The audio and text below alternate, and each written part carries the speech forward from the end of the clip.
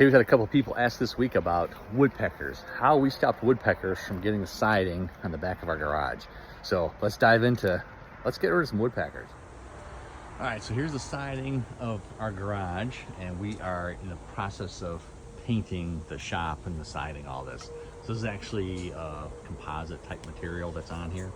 And so what we are doing is a couple places where the woodpeckers have had their way and starting going nuts. Some of them I fixed, some of them I started to.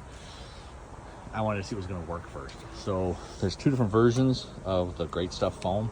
This is the regular one, and there's one actually for pests. So the area that I initially did was that spot and that spot up there. And so what I did, I sprayed it with dish soap to kill all the bugs. And then once I sprayed it with dish soap, it killed all the bugs. And I filled it with foam, and I put some spot primer on it, and then I just touched up as far as paint.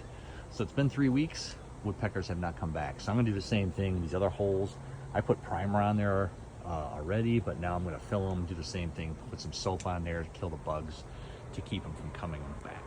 So that's what we did to get rid of the stupid woodpeckers.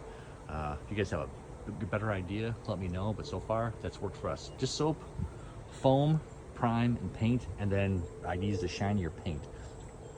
So this is, again, wood. It's a composite, but it's still wood.